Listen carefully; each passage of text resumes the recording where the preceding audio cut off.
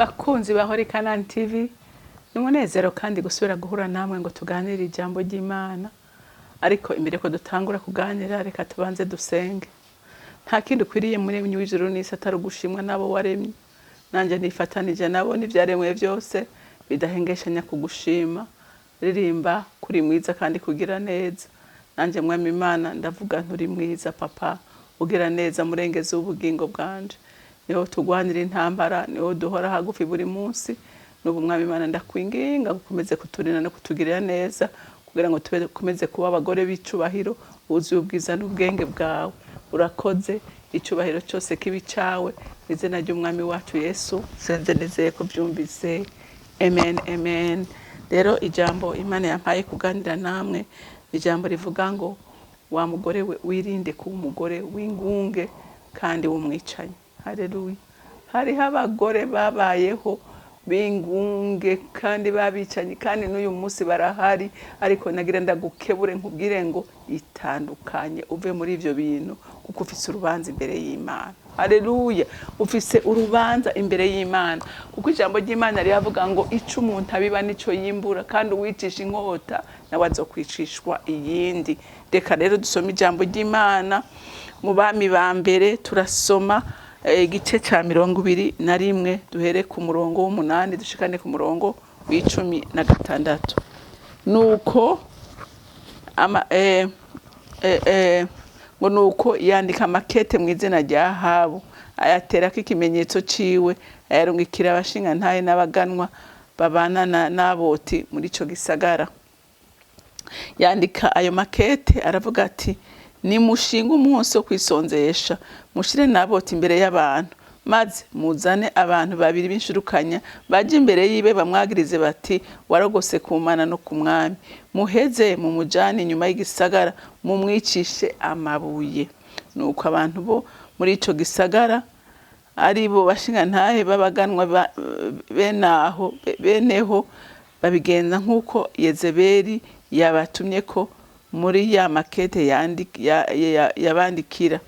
Bashinga umunsi wo kwisonzesha, bashira Naboti imbere y'abantu, maze abo bantu babiri b'inshurukanya baraza bamwicira imbere, bamwicara imbere, bagiriza Naboti ngaho imbere y'abantu bati, Naboti yarogose ku Mana no ku mwami. Maze baca bamukura mu gisagara bamwicisha amabuye. Baraheza batuma kuri Yezebeli bati, Naboti bamuteye amabuye yapfuye. Maze Yezebeli yumvise ko Naboti bamuteye amabuye kandi ko yapfuye, abarira Ahabu ati, haguruka uje gushikira wa murima w'imizabibu Naboti w'Yezereli yanka ko mugura, ntakiriho yapfuye. Ahabu yumvise ko Naboti yapfuye, arahaguruka aramanuka aja gushikira wa murima w'imizabibu wa Naboti w'Yezereli. Imana idufashe. Murumvise umugore mubi, umugore w'umusuma, umugore w'umwicanyi yitwa Yezebeli. Umva imbuto biba niyo uzokwimbura. Yezebeli Imana yavuze ngo ayo maraso ayawe azoseswa ku gasozi, kandi aribwe n'iki? Aribwe n'ibisiga. Kandi niko byagenze. Rero umuntu wese akora ikibi nawe yitugwa ikibi. Haleluya. Bantu b'Imana, mwige gukora neza, mwige gukora neza, mwige no kubumbwa. Urumva ntiyabumbwe n'ibyo afise, kandi yari afise byinshi. Umugore nawe amukiza amaboko kwica umuntu w'Imana. Kwica umuntu w'Imana atacaha azira, kubera yanse kugurisha iwe. Uyu munsi hari abantu bagurisha bagurisha umugisha wabo. Erega gihe cyose uri kurakora ibyaha, Imana ntihezagira abanyavyaha, Imana ihezagira abagororotse. Haleluya. Imana ihezagira abagororotse. Rero uyu munsi hariho abagore vy'ukuri urabe inyifato yabo ugatangara.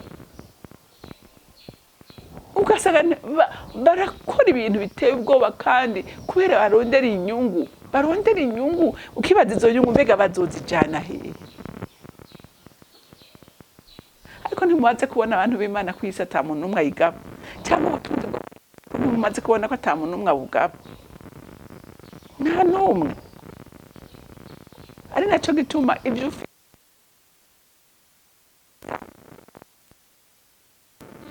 kuko utari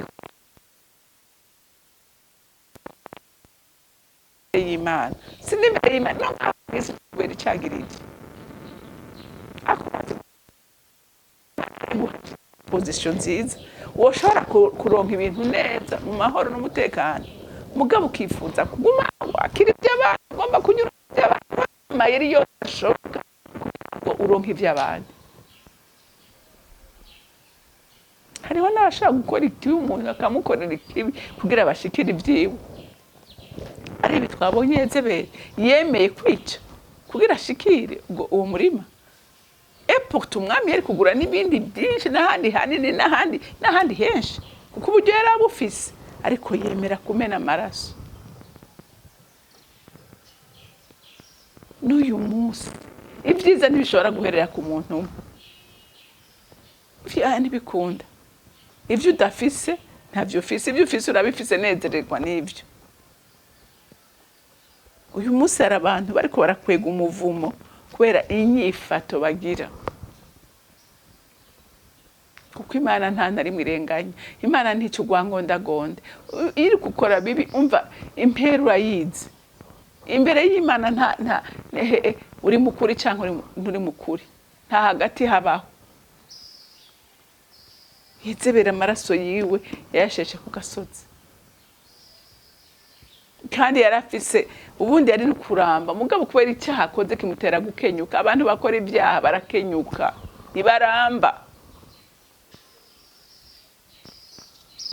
Twige rero kubumbwa, twige kutarenganya, kuko urenganya ni giseseme imbere y'Imana kandi azobibazwa.